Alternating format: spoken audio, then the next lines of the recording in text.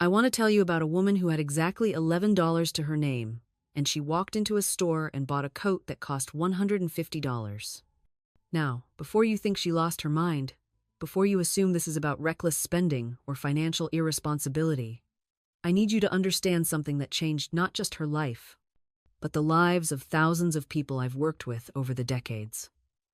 This woman understood a secret about the universe that most people live their entire lives never grasping. She understood that the physical world, everything you can see and touch, is nothing but a shadow of the invisible realm of thought and faith. And in that moment, standing in front of that coat, she made a choice that defied every logical voice screaming in her head. She made a choice that your rational mind would call insane. But what happened next proved something I've been teaching for years. Something that sounds absolutely ridiculous until you see it work over and over and over again. This is not a story about a coat. This is a story about how the universe responds to faith in action. This is about the difference between people who spend their whole lives waiting for their circumstances to change and people who change their circumstances by changing what they believe is possible. And I'm going to walk you through exactly what happened to this woman, step by step, so you can understand the mechanism behind what most people would call a miracle. Because once you see how this actually works, once you understand the spiritual law that governs abundance and supply, you will never look at your own life the same way again. That woman came to me 3 months after buying that coat, and she told me her story with tears streaming down her face. Not tears of regret, tears of absolute wonder. Because what happened in the weeks after that purchase defied every rule of logic she had ever known. Money appeared from sources she couldn't have predicted. Opportunities opened that had been closed for years. The entire trajectory of her life shifted. And it all started with a coat she couldn't afford. You're probably wondering right now if I've lost my mind. You're probably thinking about your own bank account, your own bills, your own practical reality. And that's exactly why I need to tell you this story. Because your practical reality is the very prison keeping you from the abundant life that's trying to reach you. The invisible world, the realm of infinite supply, is pressing against your life right now, this very moment, waiting for you to give it an opening. Waiting for you to do something that makes absolutely no logical sense, but perfect spiritual sense. Let me be very clear about something before we go any further. I'm not telling you to be foolish with money. I'm not suggesting you go bankrupt, buying things you don't need. What I'm sharing with you is far more nuanced and far more powerful than that. I'm talking about those specific moments, those divinely appointed opportunities, where you feel a pull towards something that represents the life you're meant to be living, and every logical voice in your head says no, but something deeper, something truer, whispers yes. This is about learning to recognize those moments and understanding what's actually happening in the invisible realm when you act on faith instead of fear. For years, I've watched people suffer needlessly. Not because they lack intelligence or work ethic or good intentions, but because they don't understand how the game actually works. They think the physical world is the cause, and their thoughts are the effect. They see their empty bank account and think that's the reality that must dictate their choices. They see their circumstances and believe those circumstances are solid, unchangeable facts. But I'm here to tell you something that will sound impossible until you test it. Your circumstances are not facts. They're results. Results of thoughts and beliefs you've been holding, most of which you inherited and never questioned. And the moment you understand this, the moment you really get this deep in your bones, everything changes. The woman with the coat understood something that day in that store. She understood that she was standing at a crossroads. One path led to the same life she'd always known, the life of limitation and making do and waiting for someday. The other path, the one that required her to act as if she were already the prosperous woman she wanted to be, that path terrified her. But she also knew, somehow, that this wasn't really about a coat. It was about whether she was going to keep living from her circumstances or start living from her faith. And in that moment, with her hands shaking and her heart pounding, she chose faith. Now I need to back up and give you some context about how I came to understand these principles, because this isn't something I just made up. This is spiritual law, as reliable as gravity, as consistent as the sunrise. I've spent decades studying the connection between our words, our thoughts, our expectations, and what manifests in our physical reality. And what I've discovered is that most people are using these laws against themselves every single day without even knowing it. They're speaking lack, thinking limitation, expecting disappointment, and then wondering why their lives feel so hard. The Bible tells us that faith is the substance of things hoped for, the evidence of things not seen. Most people read that and think it's beautiful poetry. But it's not poetry. It's instruction. It's telling you exactly how the creative process works. Faith is substance, not will be substance, not represents substance, is substance. In the invisible realm, your faith, your absolute conviction about what is true, is the actual material from which your physical reality is constructed. Every single thing you can see in the physical world right now started as something invisible, a thought, an idea, a belief, a vision. And the mechanism that brings the invisible into visible form is faith backed by action. This is where most people get stuck. They think faith means waiting, believing and waiting, hoping and waiting, praying and waiting. But that's not faith. That's wishful thinking. Real faith does something that looks crazy to the logical mind. Real faith acts as if the thing is already done. Real faith moves forward before there's evidence. Real faith buys the coat when the bank account says no, because faith is responding to a different reality, a higher reality, the reality of infinite supply that exists before it takes physical form.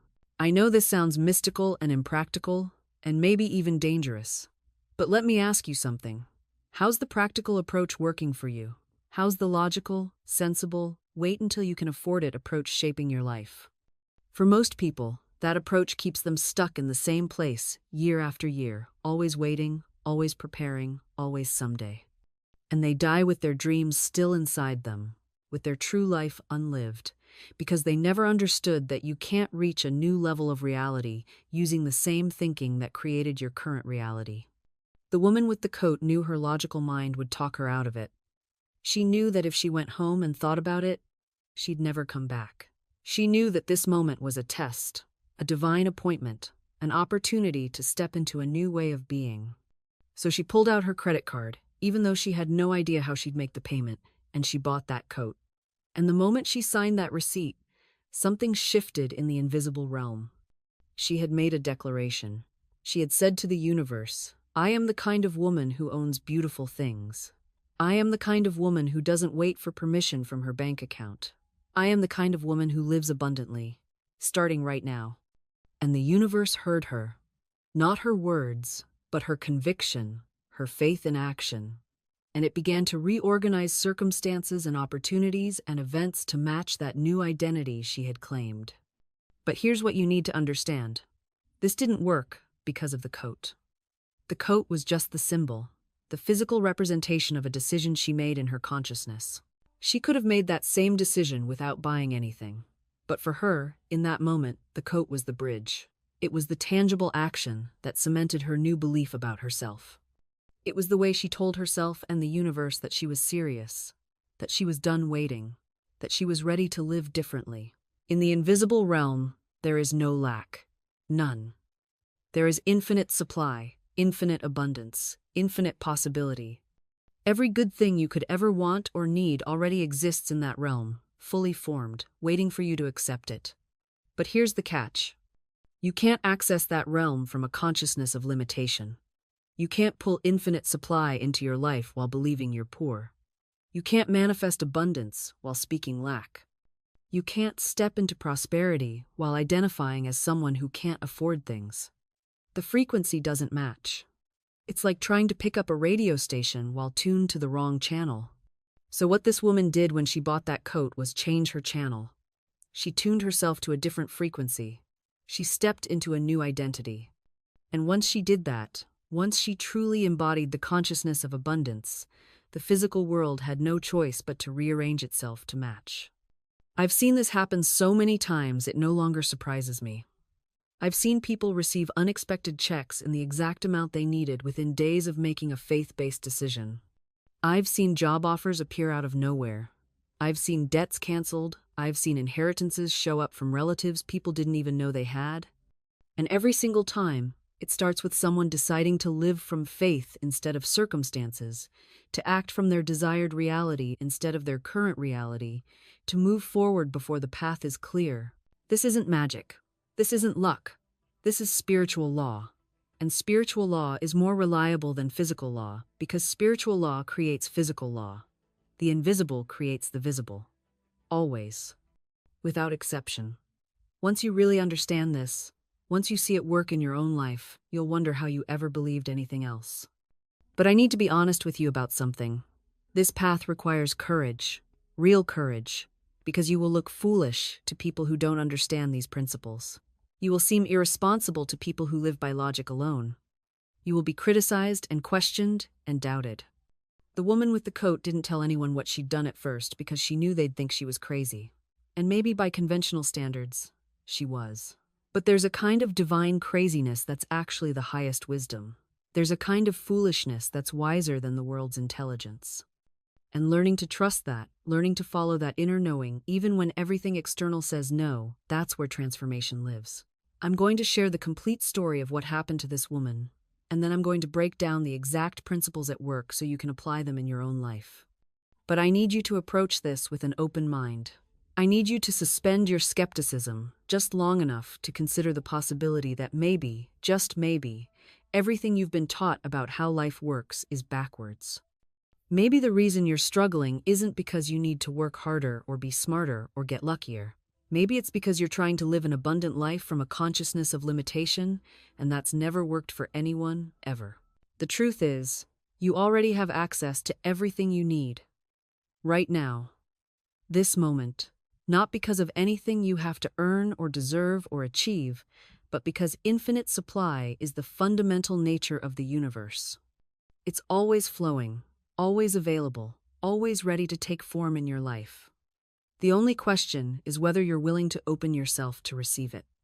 And that opening doesn't happen through trying harder. It happens through faith. Through acting as if it's already yours, through claiming you're good before you can see it, through buying the coat when logic says you can't. So let me tell you exactly what happened to this woman, day by day, week by week, after she made that purchase. And as I walk you through her story, I want you to pay attention not just to the events, but to the principle underneath the events. Because once you see the principle, you can apply it to anything. Your finances, your relationships, your health, your career, your entire life. This is universal law we're talking about. It works everywhere, for everyone, all the time, without exception. The day after she bought the coat, the woman told me she woke up with a strange feeling. Part of her was terrified about what she'd done. Her logical mind was already calculating how far in debt she'd go when that credit card bill came due. But underneath the fear, there was something else. A lightness. A sense of possibility she hadn't felt in years. She put on the coat, even though she had nowhere special to go, and looked at herself in the mirror. And for the first time in longer than she could remember, she saw herself differently. Not as someone struggling and lacking and making do, but as someone elegant and prosperous and worthy of beautiful things. This is important. The coat changed how she saw herself. And how you see yourself is everything. Your self-concept, your deep underlying belief about who you are and what you deserve and what's possible for you. That's the mold that shapes your entire reality. Most people are walking around with a poverty self-concept, even if they don't realize it. They think of themselves as someone who struggles with money, someone who can't afford things, someone who has to be careful and limited and small. And as long as that's your self-concept, that's what your life will reflect. No matter how hard you work or how much you hustle or how many practical steps you take. But when you change your self-concept, when you begin to see yourself as abundant and prosperous and one day successful, the outer world begins to conform to that inner image. Your self-concept is like a thermostat in your home. When you set it to 72 degrees, the temperature adjusts to match that setting. If the room gets too cold, the heat kicks in. If it gets too warm, it cools down. It automatically regulates to maintain the temperature you've programmed. Your self-concept works the same way. If you see yourself as someone who earns $50,000 a year, your subconscious mind will work tirelessly to keep you at that level. You might get a raise, And then something unexpected happens. A car breaks down, an emergency expense appears, bringing you right back to your programmed setting. It's not bad luck. It's not the universe punishing you. It's your inner thermostat doing exactly what it was designed to do: maintain equilibrium with your self-image. I've watched people win money, inherit fortunes, receive windfalls only to lose it all within a year or two. Why? Because their self-concept hadn't changed. Inside, they still saw themselves as poor, as undeserving, as someone who doesn't have money. And the universe, always obedient to your dominant beliefs, helped them return to that familiar state. This is why changing your self-concept is the most important work you can ever do. Everything else is secondary. So how do you change your self-concept? You can't do it through force or willpower. You can't bully yourself into a new identity. You do it through gentle, consistent repetition. Through affirmations spoken with feeling, through visualization practiced with emotion, through acting as if you already are the person you wish to become. You start treating yourself with the respect and kindness that a prosperous person deserves. You make choices that align with abundance rather than scarcity. You speak to yourself differently. When you look in the mirror, instead of criticizing what you see, you affirm, "I am wonderfully made. I am worthy of all good things. Prosperity flows to me easily and naturally." At first, your logical mind will protest. It will say, "This is silly. This isn't true. Look at your bank account." But you persist. You continue speaking these truths until they sink past your conscious resistance and plant themselves in the fertile soil of your subconscious mind. And here's what happens next. The subconscious mind doesn't argue. It doesn't debate. It accepts what you repeatedly tell it as absolute truth. This is why a person who constantly says, "I never have enough money," will find themselves in circumstances that prove this statement correct. Not because it's cosmically true, but because their subconscious has accepted it as an instruction manual for creating their reality. You see, your subconscious is utterly impersonal. It works for you or against you with equal precision. It will manifest poverty as quickly as prosperity, depending entirely on the seeds you plant. This is the great secret that changes everything. You are not a victim of circumstances. You are the creator of them through the words you speak habitually. Now, I know some of you are thinking, "But I've tried affirmations. I said them for a week and nothing changed." A week. You've spent perhaps 20 years or more speaking words of limitation, and you expect a week of half-hearted statements to undo that? Would you plant a seed in your garden on Monday and return on Friday angry that there's no tree? The work requires patience, but more than that, it requires faith. Not blind hope, but active faith. Faith that knows. Faith that sees the invisible and acts as though it were already visible. When you speak your word, you must feel it settling into the subconscious, like a command being written into the operating system of your life. Let me give you a practical example. Suppose you've been struggling with financial lack. Your habitual statement has been, "I can't afford it." These 4 words have been your constant companion. Every time an opportunity arises, these words spring from your lips automatically. Your subconscious has heard this so many times, it now works tirelessly to prove you correct. It closes doors, blinds you to opportunities, and creates circumstances that validate your statement. Now you decide to change this.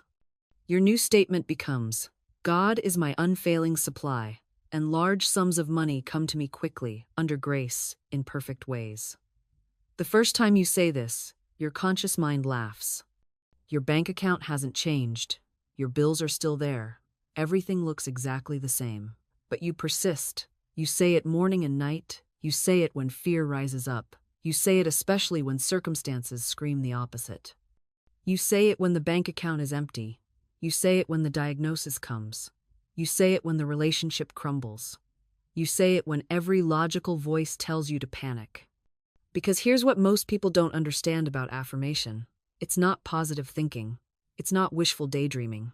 It's times reprogramming the subconscious mind times to align with spiritual law. Your subconscious doesn't argue. It doesn't debate. It simply accepts what you consistently feed it and then sets about making it real in your outer world. Feed it fear and lack, and it will manufacture circumstances to match. Feed it faith and abundance, and it will draw those conditions to you with the same impersonal efficiency. I've watched this happen 1,000 times. A woman comes to me, drowning in debt. She can barely speak the words, "I am prosperous," without her voice cracking. Every cell in her body protests. Her rational mind calls her a liar and a fool. But she speaks it anyway, morning and night. God is my unfailing supply, and large sums of money come to me quickly, under grace, in perfect ways. At first, nothing changes. The bills still pile up, the creditors still call. This is where most people quit. They say, "See, I knew it wouldn't work," and they return to their familiar suffering. But this woman, she persists, not through gritting her teeth, not through forcing herself, but through a gentle, consistent return to the truth. Every time fear whispers, she speaks louder. Every time doubt creeps in, she doubles down on faith.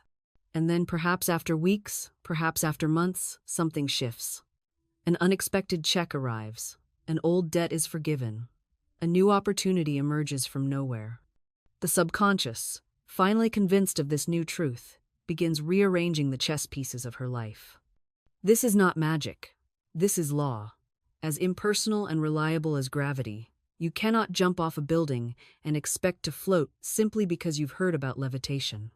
But you can speak a new word into your life and expect it to take root, because that's how the mind works. That's how creation works. And this is where most people stumble. They hear the teaching, they feel the truth of it vibrating in their bones, and then they go out and try to force the demonstration. They speak the word, but then they stand there tapping their foot, checking their watch, demanding that the universe show up on their time schedule. I've watched this pattern 1,000 times. Someone speaks their word. "I am prosperous." Beautiful, powerful, true. And then, not 10 minutes later, they're rehearsing all the reasons why it can't possibly work. They're mentally calculating how much is in their bank account, how many bills are due, how impossible it all seems. They've planted the seed and immediately dug it up to see if it's sprouting yet. You wouldn't do that in a garden, would you? You wouldn't plant a tomato seed in the morning and then spend the afternoon yanking it out of the soil, examining it for growth, replanting it, checking again an hour later. You'd call that person mad. You'd say, "Leave it alone. Give it time. It knows what to do." Yet this is precisely what we do with our spoken word. We plant it with great ceremony and then dig it up with our doubt before the roots can even form. The waiting period, the gap between speaking the word and seeing the manifestation, this is not dead time. This is not wasted space. This is where your faith is being tested, yes, but more importantly, this is where it's being times built asterisk. This is the sacred incubation period. This is where the invisible becomes visible, where the word becomes flesh, as it were. And during this time, your only job is to hold steady, to act as if it's already done. Not in a delusional way, you're not pretending you have money in the bank when you don't, but in a consciousness way. You're living from the end result. You're thinking the thoughts that a prosperous person thinks. You're making the decisions that a healthy person makes. You're carrying yourself with the quiet confidence of someone who knows, really knows asterisk, that the thing is already accomplished in the invisible realm and must, by law, appear in the visible. This is what I mean by non-resistance. You're not fighting current circumstances. You're not in denial about what is. But you're also not making current circumstances your permanent residence. You're passing through. You've got your eye on the prize, and the prize is already yours. You know what happens when you start living from this place? When you stop clutching and start trusting? The universe stops having to pry your fingers open. It stops having to wrestle with your resistance. And suddenly, there's this flow, this ease. Things start falling into place in ways that would have seemed impossible back when you were white-knuckling everything. I've seen this pattern play out countless times. Someone comes to me exhausted, depleted, holding on so tight their hands are cramping. They've been fighting, striving, pushing, forcing. And I tell them, "Stop. Just stop. Speak your word and let it go." And they look at me like I've lost my mind. "But if I let go, nothing will happen," they say. And I smile because I know what they're about to discover. See, when you let go, you make room. You make room for the invisible forces that have been trying to help you all along. You make room for synchronicity, for divine timing, for the kind of magic that can't happen when you're blocking the channel with your anxiety and control. There was a woman who'd been trying to sell her house for 2 years. 2 years of open houses, price reductions, mounting stress. She'd lie awake at night worrying about it. She'd check the real estate listings obsessively, comparing her house to others. She was attached. Boy, was she attached.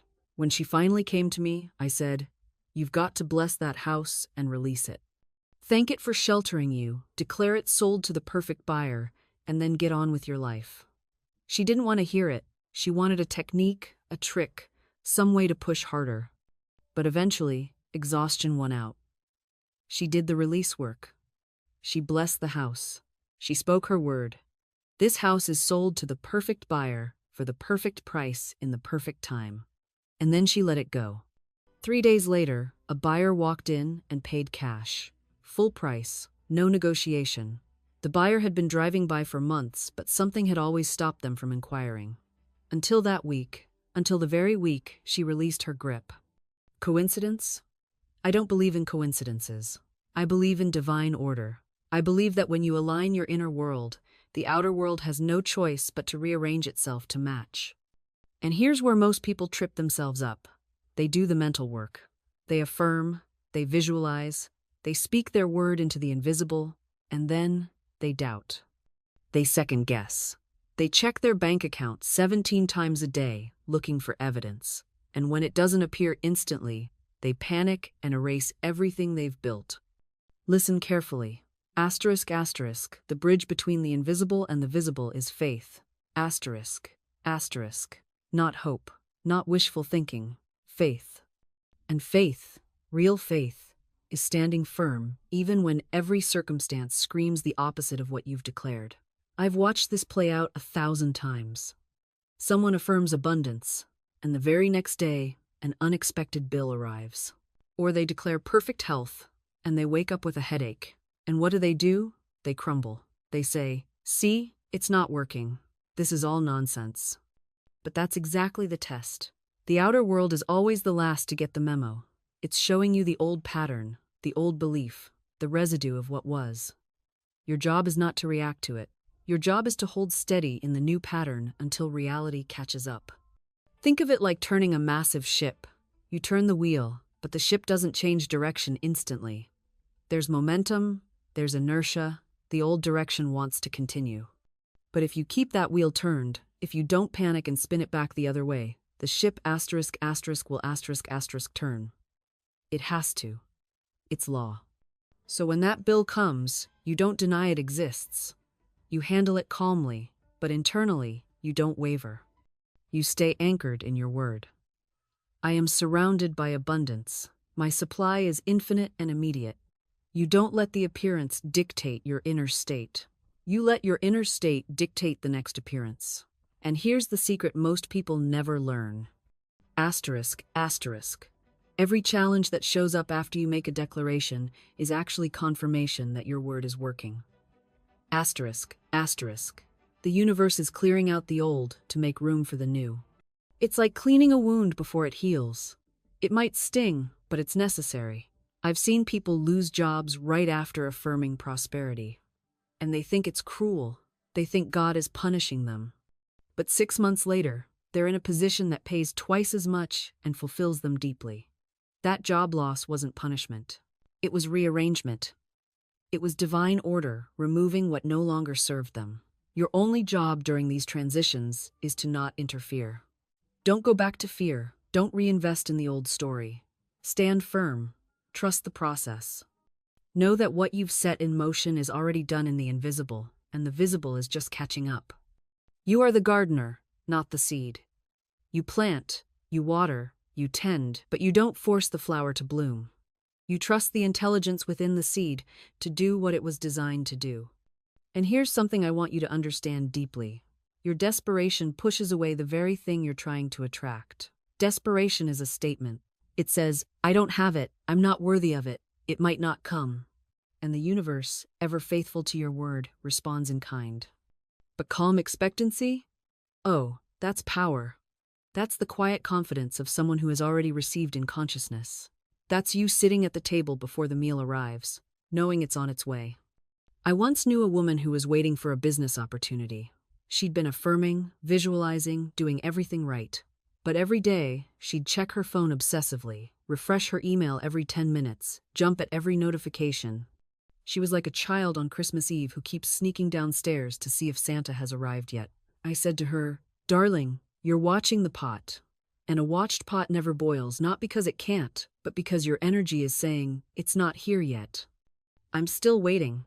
Something's wrong." She understood. She made a decision that day to live as if the answer had already been given. She stopped checking. She stopped asking. She went about her life with joy and purpose, thanking God in advance for the perfect opportunity that was already hers in the invisible. 3 days later, an email came through. An opportunity so perfect, so aligned, it took her breath away. But here's the secret: it was always coming. It was always on its way. She just had to stop blocking it with her anxiety. The universe doesn't respond to your neediness. It responds to your faith. Think about the people in your life who are magnetic.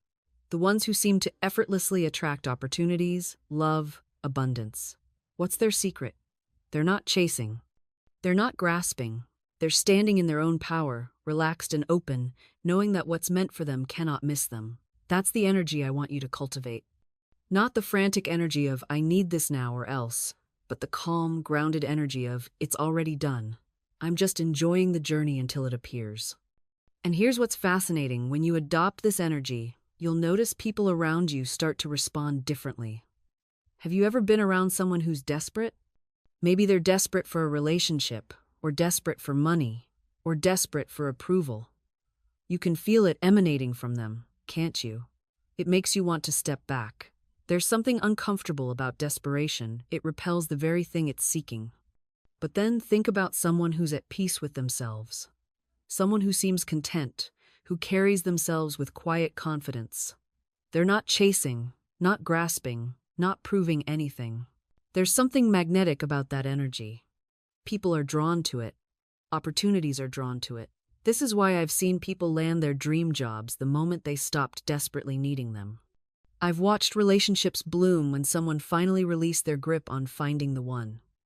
I've witnessed financial miracles appear when people stopped vibrating at the frequency of lack. Your subconscious mind is literal, brutally literal. When you're in desperate energy, what are you actually affirming? I don't have this. I'm separate from this. This is far from me. And your faithful subconscious says, "Yes, Master, you don't have it. Let me create more situations where you don't have it." But when you rest in the knowing, when you operate from the assumption that it's already yours, you're affirming something entirely different. This is mine. I am one with my good. It's on its way to me now. And your subconscious says, "Yes, Master, it is yours. Let me show you the path to receive it." Now, I want to address something that might be coming up for you as you listen to this. You might be thinking, "But Florence, I've tried being positive. I've tried affirming. I've tried assuming it's done. And nothing changed. How long am I supposed to keep this up?" This is where most people stumble. They treat their mental work like a temporary diet instead of a permanent lifestyle change.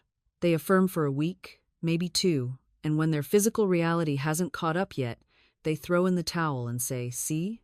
This doesn't work." But here's what they don't understand. The universe doesn't reward half-hearted attempts. It doesn't respond to wishful thinking or casual dabbling. The law is exact, and it requires exactness from you. You can't plant seeds on Monday, dig them up on Tuesday to check if they're growing, replant them on Wednesday, and then complain on Thursday that nothing's sprouted. That's not gardening, that's sabotage. I've seen people affirm abundance in the morning and contradict it by noon. They speak their word with conviction at breakfast, then spend lunch complaining about bills.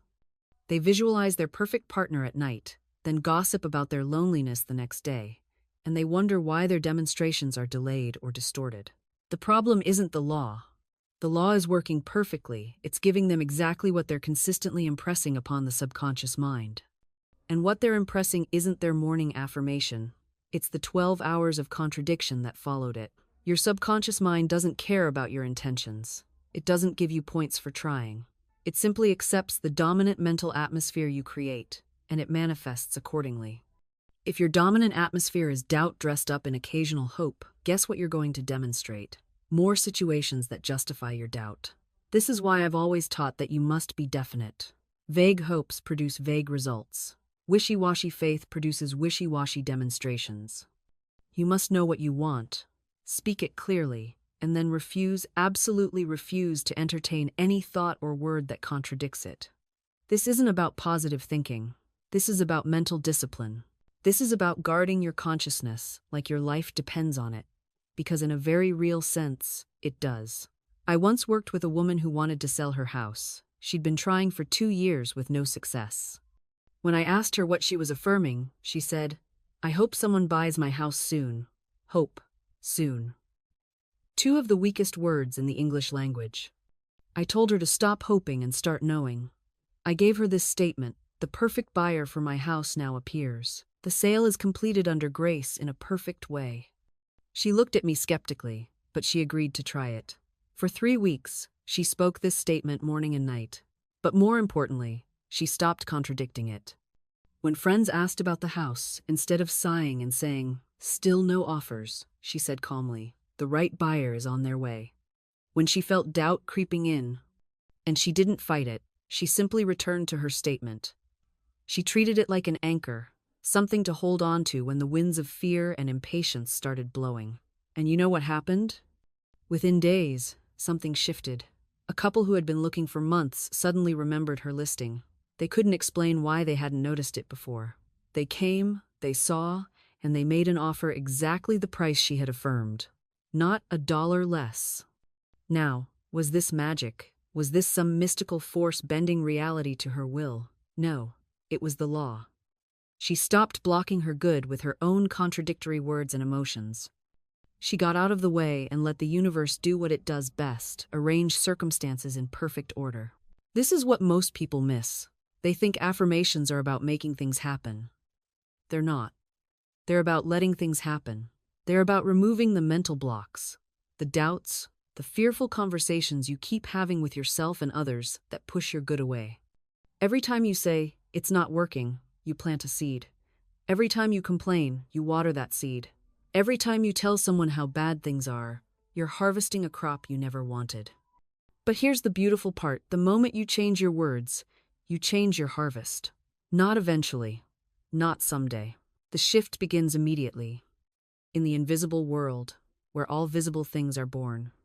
Let me give you another example. I knew a man who had been unemployed for nearly a year. Every morning, he woke up in dread. Every job interview felt like a battle he was losing before it even began. He would tell anyone who listened, "Nobody's hiring. The market is terrible. I'm too old, too experienced, too expensive." And of course, his experience matched his words perfectly.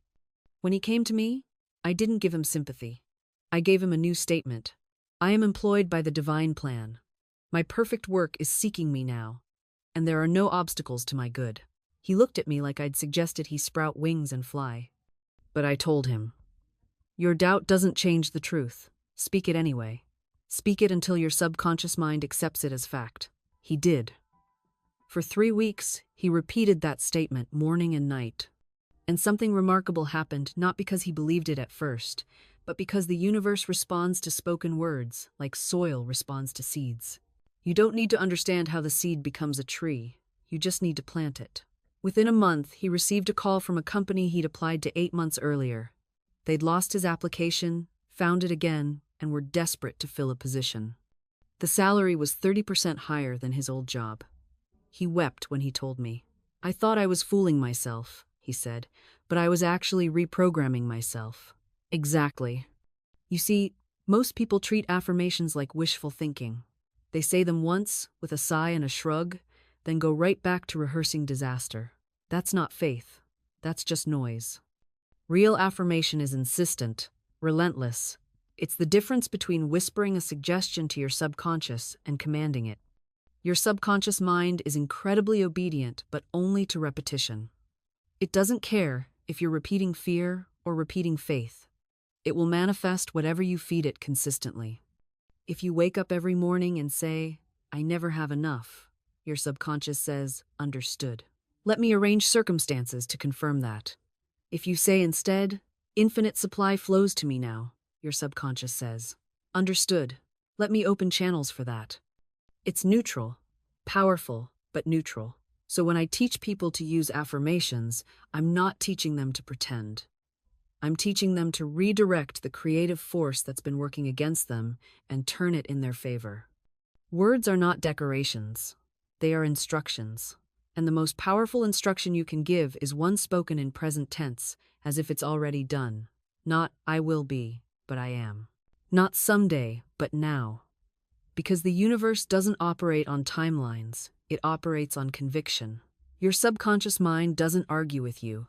It doesn't question. It doesn't debate whether you're worthy or ready.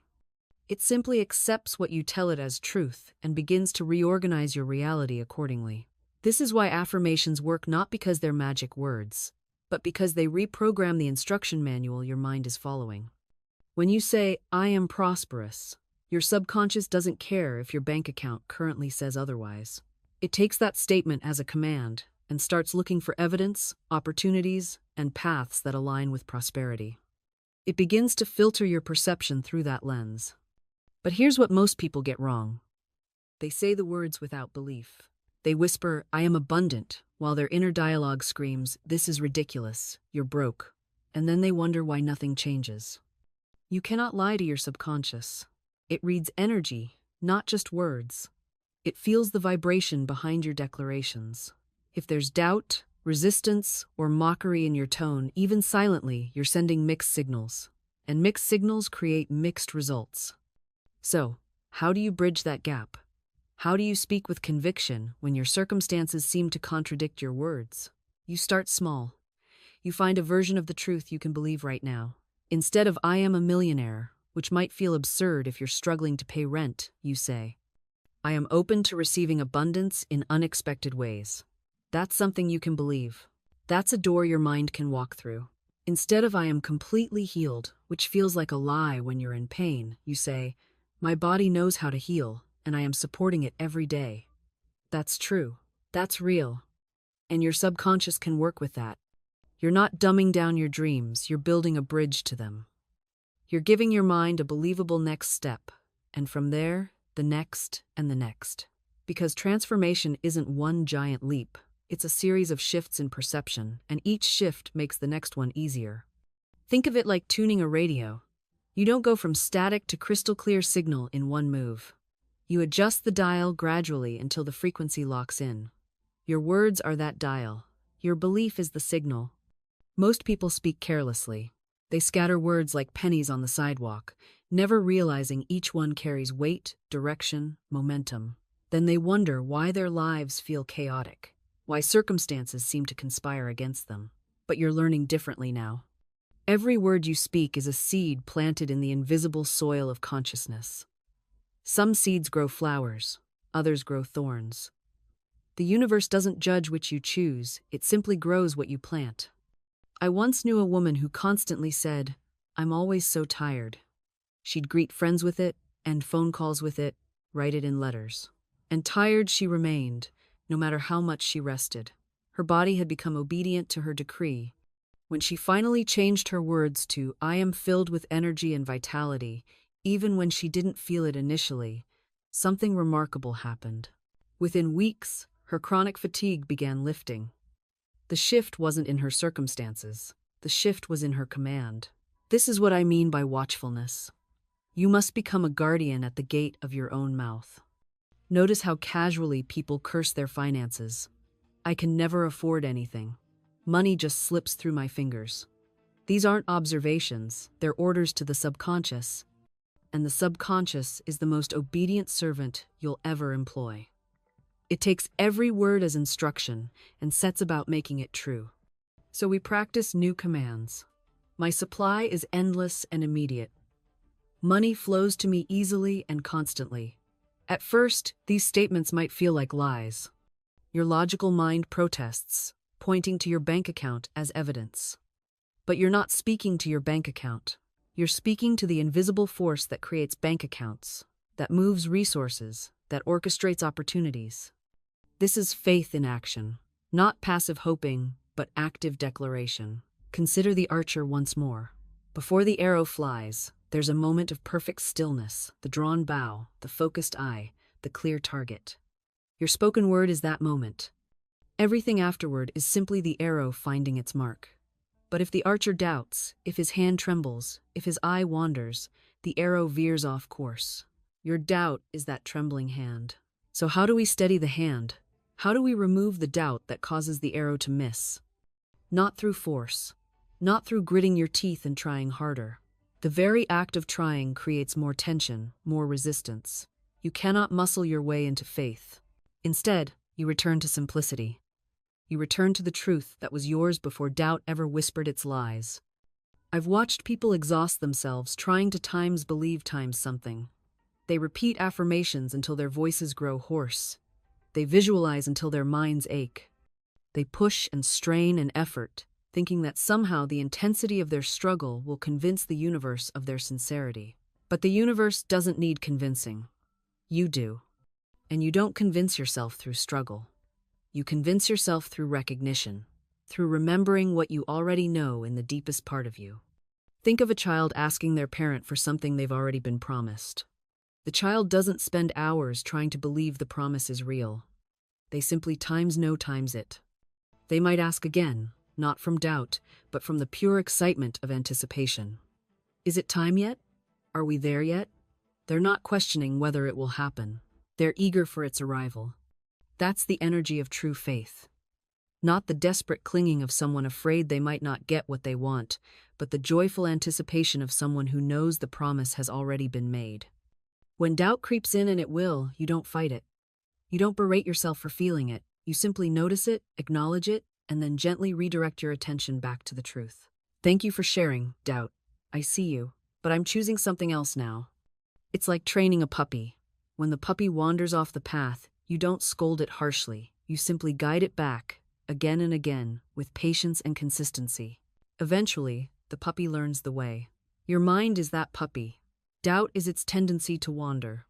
And your work is the gentle, persistent guidance back to faith. Every single time you redirect, you strengthen the pathway. Every time you choose truth over fear, you make that choice easier the next time. This is how faith becomes natural. Not through one grand gesture, but through 1,000 small redirections. Think of it like water wearing down stone. 1 drop does nothing. 10 drops, nothing visible. But 1,000,000 drops, over time, create canyons. Your thoughts work the same way. Each affirmation, each conscious choice to redirect fear into faith seems insignificant in isolation. But the cumulative effect? It reshapes your entire consciousness. I've seen people transform their financial situations not through sudden windfalls, but through the daily practice of seeing themselves as prosperous. They stop checking their bank account with dread and start speaking words of abundance, even when the numbers say otherwise. And slowly, opportunities appear. Unexpected checks arrive. New income streams open, not because they wished it, but because they changed the mental atmosphere they were broadcasting. Here's what most people miss. The universe doesn't respond to your desperation. It responds to your conviction. When you're desperate, you're affirming lack. When you're convinced, you're affirming presence. There's a world of difference between "I need money" and "my supply is endless and immediate." One is a prayer from poverty. The other is a declaration from prosperity. Let me share something that might challenge you. Your so-called realistic thinking is often just fear wearing a respectable mask. When someone says, "I'm just being realistic," what they usually mean is, "I'm protecting myself from disappointment by expecting the worst."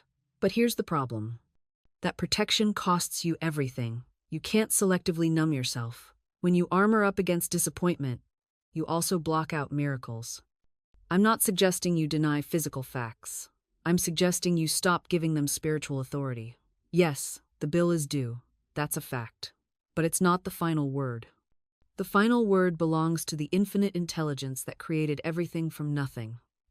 When you understand this, you stop fighting circumstances and start changing consciousness. You want to know the real secret? Stop trying to figure out how. The how is none of your business. Your business is the what and the why.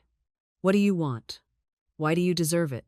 The how belongs to universal intelligence, which is far more creative than your limited human mind. Every time you ask, but how will this happen? You're stepping back into doubt. You're telling the universe, I don't really trust you. I need to see the plan first. But faith means moving forward without the map. It means taking the first step even when the entire staircase isn't visible. Think of it like electricity. You can't see electricity, can you? But you flip the switch with absolute confidence that the light will come on. You don't stand there questioning whether electricity is real. You don't demand to see the electrons flowing through the wires before you flip that switch. You just act on faith that the power is there, waiting to respond to your command. That's how you must approach your desires. The invisible substance is already present. The energy that creates worlds is already flowing through your life. Your job isn't to manufacture it or convince it to show up. Your job is simply to flip the switch through your faith-filled word. I've watched people sabotage their own miracles by demanding evidence before they believe. They say, show me the money first, then I'll believe I'm prosperous. But that's not how the law works. Belief must come first. The feeling of already having it must precede the manifestation. This is why I always say, act as if. If you're claiming abundance, stop crying poverty. If you're claiming perfect health, stop rehearsing your symptoms to everyone you meet. If you're claiming divine love, stop telling the story of how unlovable you are. Your words are either building or destroying. There's no neutral ground. Every time you speak, you're directing invisible forces. You're either commanding the good to come forth, or you're pushing it away with doubt and fear.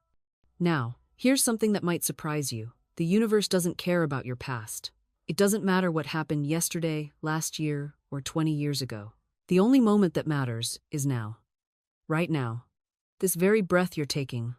In this present moment, you have complete freedom to choose a new thought, speak a new word, claim a new reality. Your past has no power except the power you give it by continuing to think about it, talk about it, and relive it. I've seen people transform their entire lives in an instant simply by deciding that the old story was finished. They stopped dragging their history around like chains. They stopped using their past as an excuse for why they couldn't have what they wanted. Instead, they declared, that was then. This is now. And in this now, I am new. In this now, all things are possible. In this now, I claim my good. Because, beloved, the past is a collection of closed doors. And you are standing here now with a key ring full of keys to doors that no longer exist. Put them down. The weight of them is exhausting you. I have watched students carry guilt like a badge of honor. I made such terrible mistakes, they tell me, their voices heavy with self-reproach. And I say to them what I say to you now. Your mistakes were your curriculum. They were not your identity. You enrolled in the course. You took the lesson. You graduated. Why would you continue to attend a class you've already passed? The universe does not keep a record of your failures. That ledger exists only in your mind. And you, my dear, are the bookkeeper. You can close those books whenever you choose. I knew a woman once who held on to one regret for 17 years. 17 years! She had spoken harshly to her sister, and her sister had passed before they could reconcile. She carried this like a stone in her chest, growing heavier each year, until she could barely breathe beneath the weight of it. I asked her, "Do you believe your sister's spirit is at peace?" "Yes," she said. "I feel she is." "Then who," I asked gently, "is still holding on to this anger?" "It is only you. You are punishing yourself on behalf of someone who has forgiven you." The tears came then, not the hot tears of grief, but the cool, releasing tears of liberation. She had been her own jailer. The door had been unlocked all along. This is what I want you to understand. Forgiveness is not just for others, it is primarily for you. When you forgive yourself, you are not condoning what happened.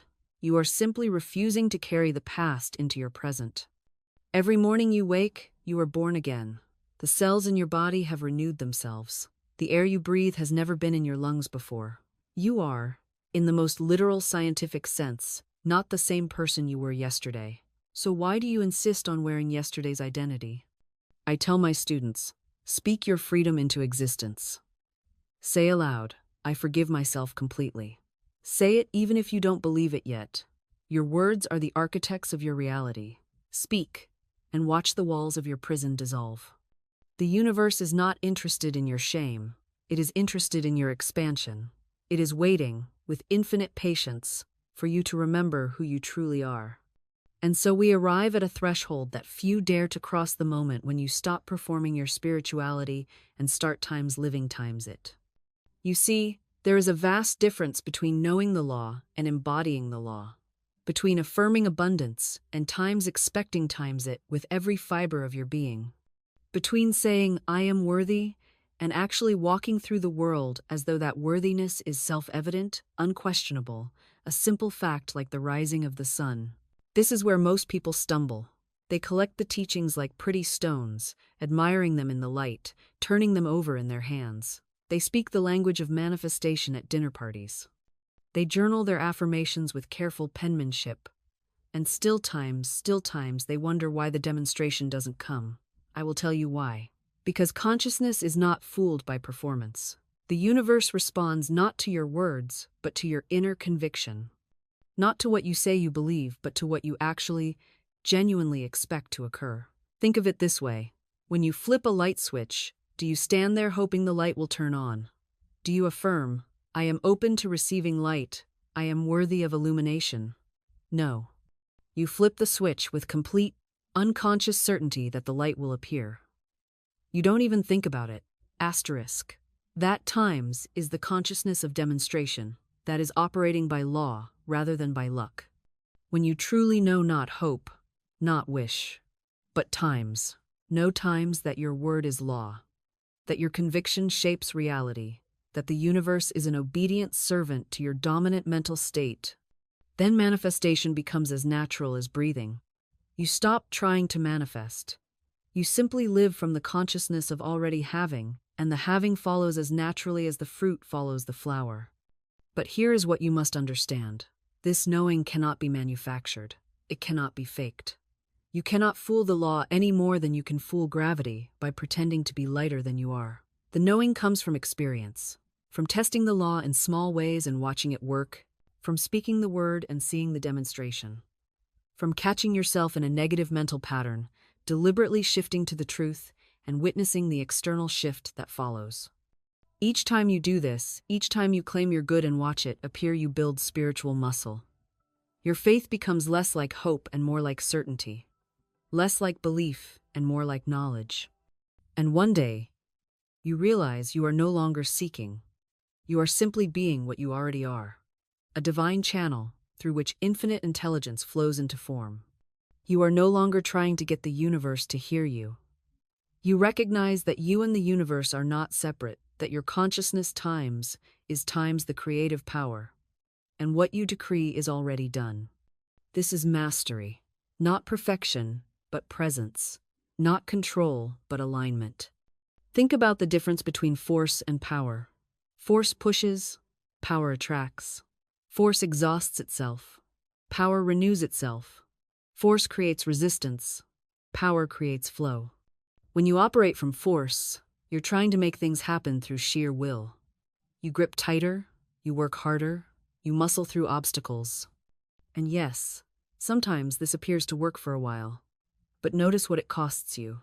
Notice the tension in your shoulders, the anxiety in your chest, the depletion in your spirit. Force says, "I must control every outcome or everything will fall apart." Power says, "I align with the highest good and allow the outcome to unfold." Force is the ego's strategy. Power is the soul's nature. I've watched people force their way to success, only to discover they've built a prison. The business they demanded into existence now demands everything from them. The relationship they manipulated into being now manipulates them. The achievement they pushed toward now pushes them to exhaustion. This isn't what you're here for. You're here to create from abundance, not from lack. To build from inspiration, not from desperation.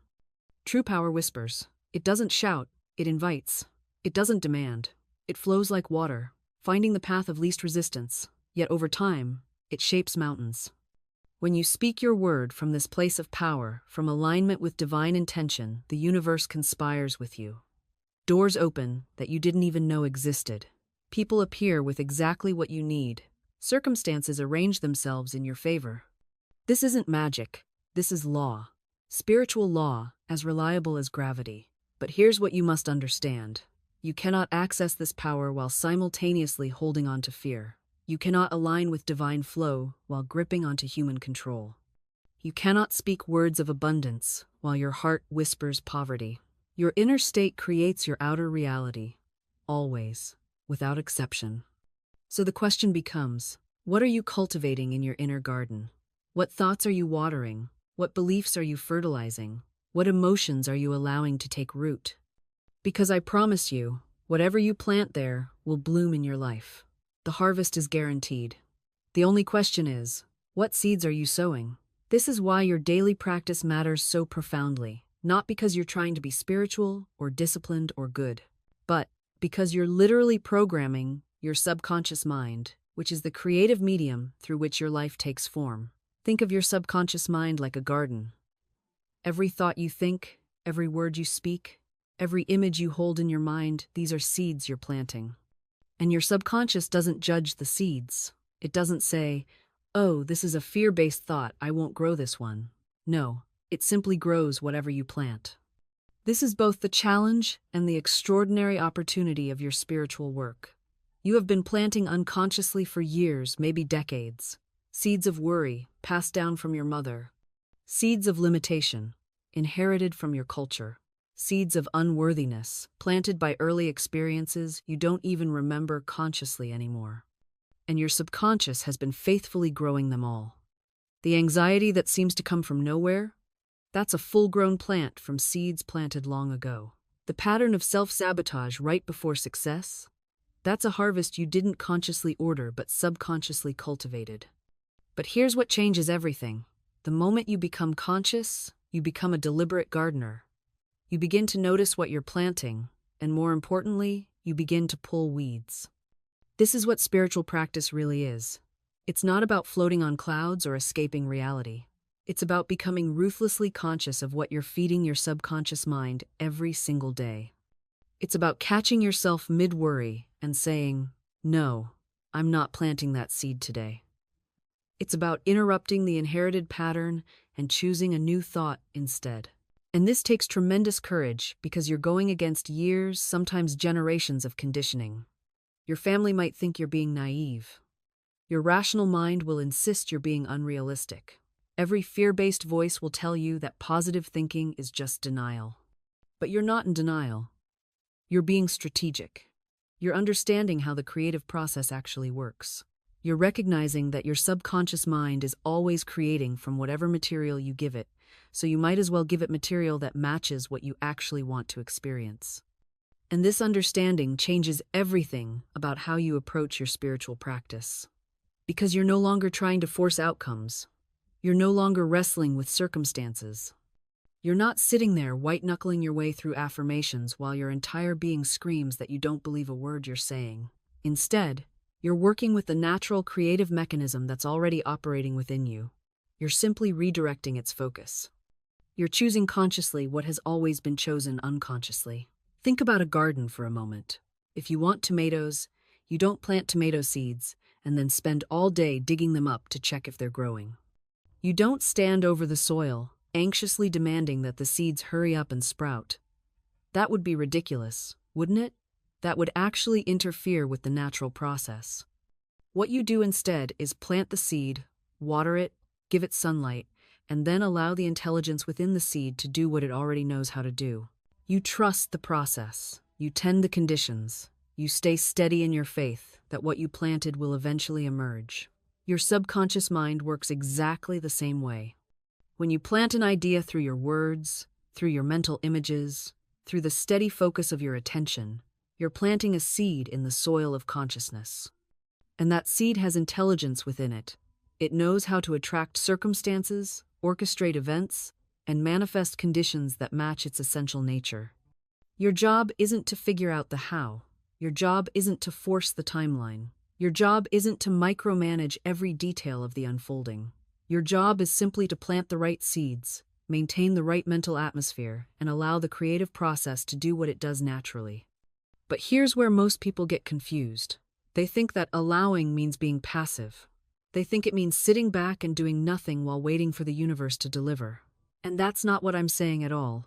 Allowing doesn't mean passivity. It means inspired action without resistance. It means moving forward when you feel called to move. Speaking when you feel guided to speak. Taking opportunities when they present themselves. But doing all of it from a place of trust rather than desperation. You're still engaged. You're still participating. You're still showing up for your life. But you're doing it with a completely different energy underneath it. You're no longer dragging yourself through life, gritting your teeth and white-knuckling your way through each day. You're moving through life with ease, with flow, with a quiet confidence that everything is working out exactly as it should. And here's what's beautiful about this transformation. It doesn't require you to become someone else. It doesn't require you to achieve some impossible standard of perfection. It simply requires you to remember who you already are. You are not your anxiety. You are not your fear. You are not the stories you've been telling yourself about why you're not enough, why you can't have what you want, why everything has to be so hard. You are the consciousness beneath all of that.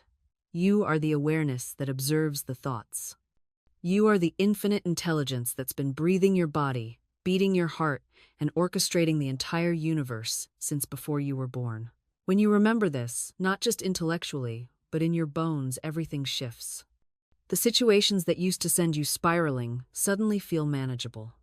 The people who used to trigger you suddenly lose their power. The circumstances that used to convince you that life was against you suddenly reveal themselves as neutral events that you've been interpreting through a lens of fear.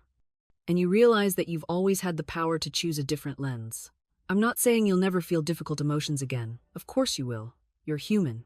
You're allowed to feel disappointment, frustration, sadness, anger. But there's a difference between feeling those emotions and letting them define your entire reality. There's a difference between saying, I feel sad right now, and my life is sad. There's a difference between, I'm experiencing anxiety, and I am an anxious person. There's a difference between, this situation didn't work out the way I wanted, and nothing ever works out for me. When you understand this distinction, you stop making temporary emotions into permanent identities. You stop making momentary setbacks into proof of your unworthiness. You allow yourself to be fully human while simultaneously remembering your divine nature. You let yourself have the experience without letting the experience have you. This is the freedom I'm talking about. This is the peace that surpasses understanding. This is what it means to truly live from your spiritual center rather than from your wounded ego. And the most incredible part? When you make this shift internally, your external world begins to reflect it back to you in ways that will astound you. I've watched this principle unfold countless times. A woman who had spent years battling with a difficult business partner came to me, exhausted from the constant struggle. I taught her to declare, there is no competition in the kingdom of divine supply. There is only my unique path of abundance. Within weeks, without any confrontation or legal battle, circumstances shifted naturally. The partnership dissolved amicably, and she found herself in a far more prosperous situation than she had ever imagined possible during all those years of fighting. This is the supernatural power of recognition. When you recognize the truth about your situation, not what it appears to be on the surface, but the spiritual truth underneath the universe has no choice but to rearrange itself to match your elevated vision. Now, let me address something that trips up many people on this journey. You might be wondering, but what about setting boundaries? What about standing up for myself? Aren't you asking me to become a doormat? Absolutely not. There is a profound difference between being spiritually centered and being weak. A doormat reacts from fear and people-pleasing. A spiritually awakened person responds from strength and inner knowing. You can say no firmly and lovingly. You can remove yourself from toxic situations with grace. You can protect your energy without carrying hatred in your heart. The key is this. You set boundaries from a place of self-worth, not from a place of vengeance. You recognize that some people are not meant to be in your inner circle, and that's perfectly fine. You don't need to punish them or prove them wrong. You simply honor your own path and allow them to walk theirs. I knew a man who had been deeply betrayed by a former friend. For years, he avoided certain places and mutual acquaintances, his life constrained by the effort to avoid this person. When he finally released the energetic charge, When he truly forgave and let go, something remarkable happened. He no longer felt the need to avoid anyone or anything. He could move freely through his world. And interestingly, the former friend moved to another city shortly after. The universe no longer needed to keep them separated because there was no longer any toxic energy binding them together. The invisible bonds that tie us to our enemies are often stronger than the ones that connect us to our friends. Because they're made of resistance. And resistance is attention. When you hate someone, you're feeding them your energy just as surely as if you loved them.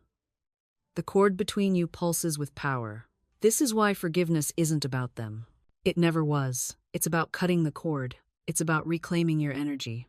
It's about stopping the flow of your precious life force towards someone who doesn't deserve another second of your attention. I've watched people hold grudges for decades. And here's what I've noticed.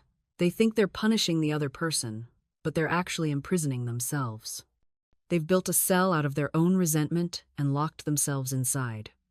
And the person they're angry with? They're out there, living their life, completely unbothered. You cannot heal what you refuse to release. This is a spiritual law as reliable as gravity.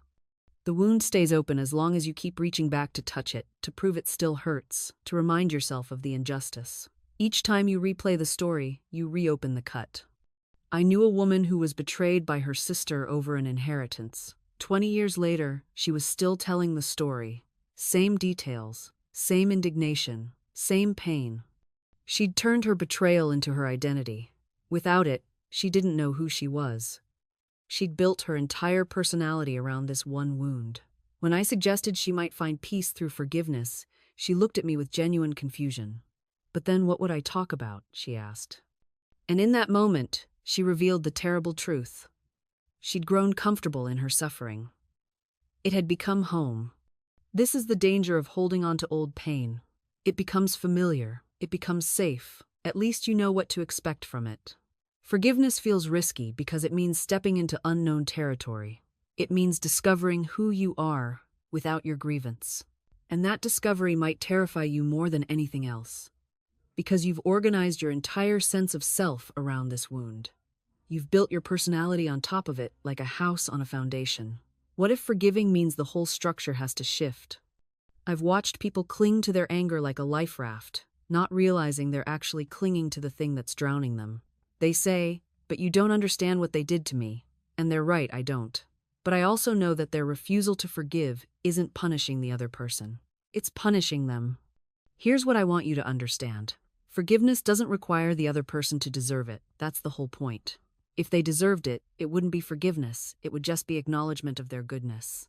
Forgiveness is what you do when someone absolutely doesn't deserve it, and you give it anyway, not for them, but for yourself. Because you deserve to be free. You deserve to walk through your life without carrying that corpse on your back. You deserve to enter new relationships without the ghost of the old betrayal standing between you and intimacy. You deserve to wake up in the morning without that immediate flood of resentment poisoning your first conscious thought. And here's the truth nobody tells you. When you finally forgive, you don't lose anything real. You only lose the fantasy. The fantasy that if you hold on long enough, the past will somehow change. The fantasy that your suffering serves some noble purpose. The fantasy that the other person is awake at night, thinking about what they did to you. They're not. They've moved on. They're living their life. And meanwhile, you're sitting in a prison cell where both the guard and the prisoner are you. You're holding the keys, but you won't use them because you believe that staying locked up somehow proves your point. What point? That you were hurt? Everyone already knows that. That they were wrong? They either know or they don't care. And your continued suffering won't teach them. That you're loyal to your pain? Congratulations, your pain doesn't care about your loyalty. Forgiveness is how you fire yourself from the job of prison guard. It's how you stop defending a position that never served you in the first place. And here's what no one tells you about forgiveness. It's not a feeling you wait for. It's a decision you make, over and over, until your nervous system finally catches up. You don't forgive because you feel peaceful. You forgive so that peace becomes possible. I once knew a woman who said she'd forgive her sister when her sister apologized. 5 years passed, then 10. Her sister never apologized because her sister didn't think she'd done anything wrong. And this woman? She carried those 10 years in her jaw, in her shoulders, in the headaches that arrived every Sunday like clockwork. She was waiting for permission to be free, but freedom doesn't require anyone's signature but your own. You see, the universe doesn't reward suffering. It doesn't give you extra points for how long you carried the weight. It only responds to what you declare as true right now. And when you declare, I release this, I am no longer available for this story, the universe rearranges itself to match that frequency. Forgiveness is not about the other person's evolution. It's about yours. You're not saying they were right. You're saying you're done carrying what's theirs to carry. You're done renting out space in your consciousness to someone who isn't even paying attention to the lease. And yes, some betrayals feel unforgivable. I'm not naive. I know there are wounds that don't close neatly, that leave you altered. But here's the distinction. You can be changed by something without being owned by it. You can acknowledge the truth of what happened and still refuse to let it write the rest of your story. Forgiveness doesn't mean you trust that person again.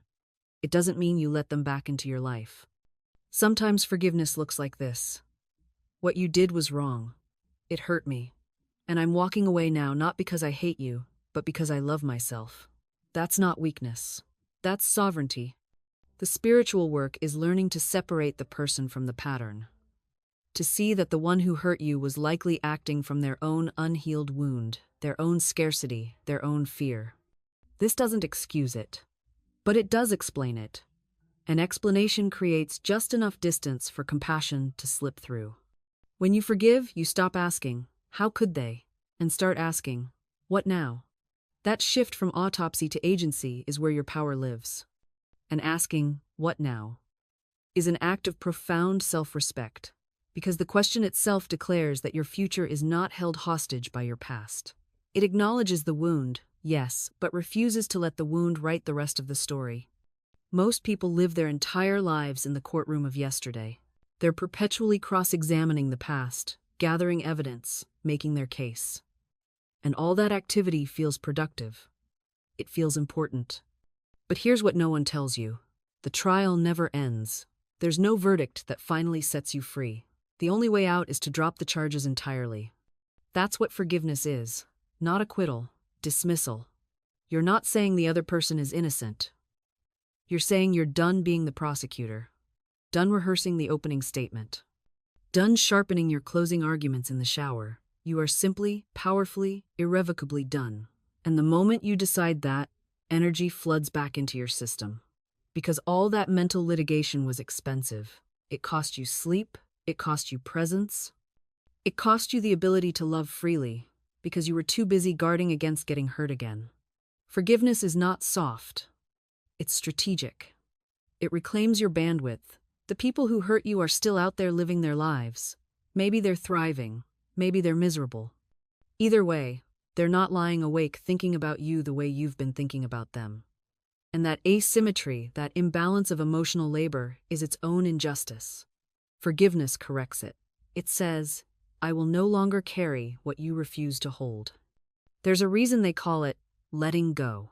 Because what you've been doing is holding on, gripping, white-knuckling the grievance as if loosening your grip would mean the betrayal didn't matter. But release doesn't minimize the wound. It just stops the bleeding. Think of forgiveness as spiritual hygiene. You wouldn't carry around trash from last week's meals just because those meals happened. You clear it out, not because you're pretending you never ate, but because keeping it serves no purpose but contamination. And maybe forgiveness isn't this grand mountaintop moment where violins play and you suddenly feel warm towards someone who harmed you. Maybe it's quieter than that. Maybe it's just the moment you stop checking their social media. The moment you can hear their name without your stomach clenching. The moment you realize a whole day passed without replaying what they did. That's freedom, showing up in increments. Here's what nobody tells you about holding grudges. You become the curator of a museum, dedicated to your own suffering. You memorize every detail. You give tours. You keep the exhibits polished and well lit. And every visitor who listens validates the effort, which feels like healing but isn't. It's maintenance work on a wound that wants to close. The universe doesn't reward martyrdom the way we think it should. It doesn't send special blessings to the most wounded or the longest suffering. It responds to vibration. to frequency. And resentment, no matter how justified, vibrates at the frequency of lack, of closed doors, of not yet. Forgiveness vibrates at the frequency of flow, of open hands, of yes and. I'm not saying you have to invite your betrayer to Sunday dinner. Boundaries are sacred, and forgiveness doesn't erase the need for them. You can forgive someone and still decide they don't get access to your energy, your time, your vulnerability. Forgiveness is internal. Reconciliation is optional. You can bless someone from a distance. You can wish them well on their journey while being crystal clear they're no longer on yours. That's not coldness, that's clarity. That's honoring both the truth of what happened and the truth of what you need going forward. And sometimes, the person you need to forgive most insistently is yourself. For staying too long, for ignoring red flags, for believing words over actions, for giving chance after chance to someone who showed you exactly who they were from the beginning. Self-forgiveness isn't self-indulgence. It's acknowledgement that you did the best you could with the awareness you had at the time. You're not forgiving yourself for being weak. You're forgiving yourself for being human. And there's a universe of difference between those two things. Here's what I want you to understand. The version of you that stayed too long, that ignored the red flags, that believed the empty promises, that version wasn't foolish. She was hopeful. And hope, even misplaced hope, is never something to punish yourself for. The world needs people who can still hope. What the world doesn't need is for you to turn that hope inward as a weapon against yourself. Self-forgiveness doesn't mean you approve of every choice you made. It means you release the death grip you have on your own throat. It means you stop rehearsing the prosecution's case against yourself every single night before you fall asleep.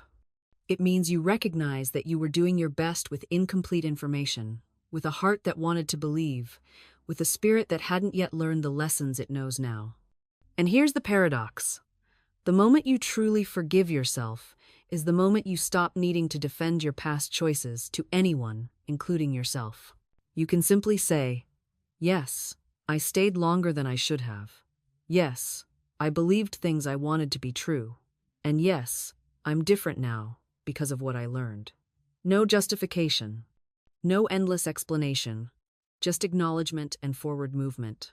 Because self-forgiveness isn't the end of the story. It's the beginning of a new chapter. It's what allows you to finally pick up the pen and start writing something different. Without it, you're just rewriting the same painful paragraph over and over, changing a word here and there, but never actually moving forward. So forgive yourself. Forgive yourself for the time you lost. Forgive yourself for the tears you cried. Forgive yourself for the warnings you didn't heed and the boundaries you didn't set. Forgive yourself for being exactly where you were, exactly when you were there. Because you're not there anymore, and that's what matters now.